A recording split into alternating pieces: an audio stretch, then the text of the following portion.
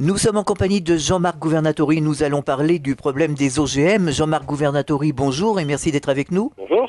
Alors, rappelons que vous faites partie de la France en Action et qu'il y a un site internet, c'est lafranceenaction.com, Tout à fait. où on peut avoir tous les renseignements. Vous savez que c'est l'un des sites politiques les plus visités de France depuis quelques semaines. Eh bien, c'est encourageant. Tout à fait. Alors, vous partez en croisade contre les OGM de telle façon qu'on ne mette pas de OGM dans les produits labellisés AB.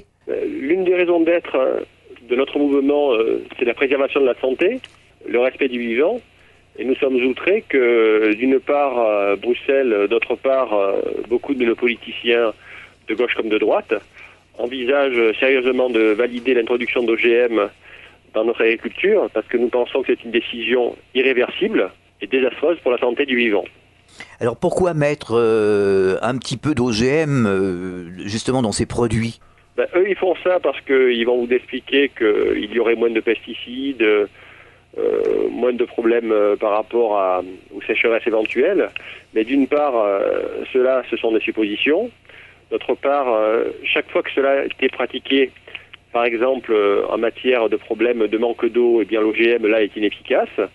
D'autre part, on ne peut pas envisager cette solution qui est purement technologique, car elle fera dépendre nos agriculteurs et notre alimentation de bon vouloir de multinationales qui sont simplement dans une logique de profit personnel, qui leur logique à la limite pourquoi pas, mais on ne peut pas imaginer que l'intérêt général dépende du bon vouloir de quelques actionnaires milliardaires.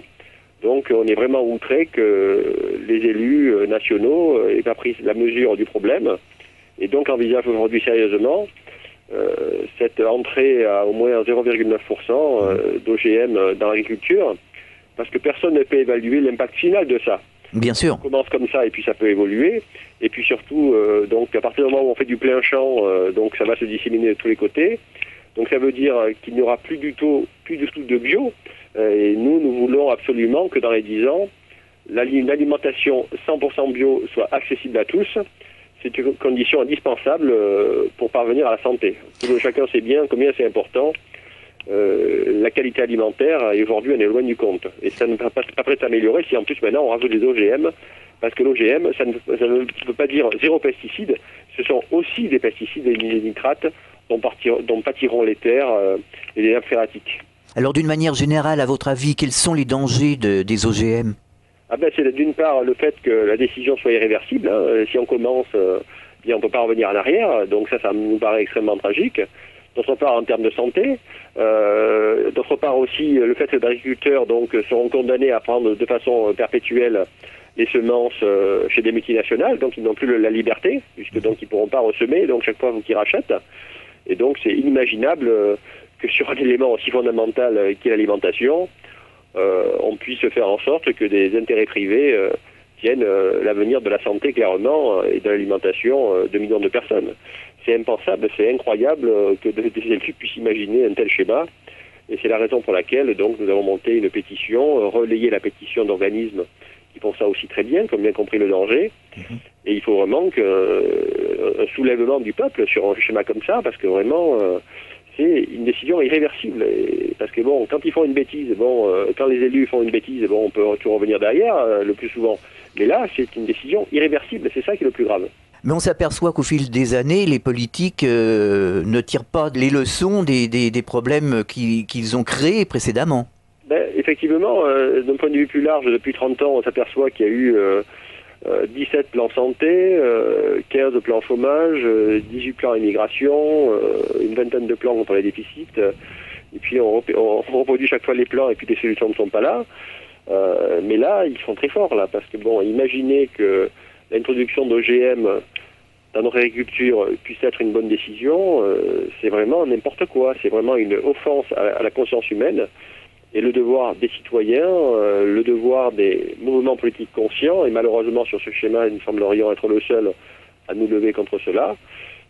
Bien là, il faut faire quelque chose, parce qu'on ne peut pas prendre ce risque-là pour nos enfants et ceux que nous aimons. D'ailleurs, concernant les OGM, on n'a pas du tout de recul. C'est un des éléments. Mais certains nous disent qu'on a du recul, et ce recul, il n'est pas encourageant, parce que véritablement, cet organisme vivant que représente l'OGM, il est surpuissant, il est carrément immortel. Ah oui. Et donc ça ne convient pas du tout au fait d'introduire ce type de procédé dans notre alimentation. Donc sur le site de lafranceenaction.com, vous avez mis une pétition en ligne. Voilà, en précisant donc que nous tolérions le moins de 0,1, ce qui a fait sursauter certains de nos sympathisants. J'en profite pour préciser que si on a mis ça, c'est simplement d'un point de vue purement légal et scientifique. Le moins de 0,1 est immesurable scientifiquement. Personne ne peut savoir si un produit alimentaire a 0 OGM ou moins de 0,1 OGM. C'est pourquoi simplement on a précisé donc que il fallait s'en tenir à moins de 0,1 pour la raison suivante, pour cette raison que je viens d'expliquer. Donc c'est une raison purement légale et scientifique. Mais il est évident que donc le pourcentage d'OGM est évaluable à partir de 0,1. Là, donc, les pouvoirs publics veulent mettre 0,9 et nous disons clairement que c'est une mesure suicidaire. Alors, on dit qu'il y a des cultures OGM dans nos régions, dans le sud-ouest de la France. Est-ce que c'est réel? Ah oui, il y a effectivement des tentatives qui ont été faites ici et là. Notre pays compte 25 millions d'hectares. Donc, certains nous expliquent que sur ces 25 millions d'hectares, il y aurait 10 000 hectares pour les uns, 20 000 hectares pour les autres qui seraient OGM. Mais la capacité de propagation à travers le butinage de ces tentatives-là est vraiment très dangereuse. Donc il faut vraiment que lors des élections de 2007, les citoyens montrent leur désapprobation totale par rapport à ce type d'initiative politique.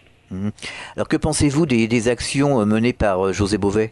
Je pense que j'ai des points de désaccord avec M. Bové, mais sur ce point-là, je pense qu'il a raison. Et je trouve que les faucheurs volontaires sont des gens admirables et que s'ils font preuve de courage, et c'est très bien d'avoir ce type d'action parce que là on est c'est vraiment un risque de santé publique pour lequel, à partir du moment où le politique fait pas son boulot, il faut une insurrection et c'est bien de faire ce qu'ils font.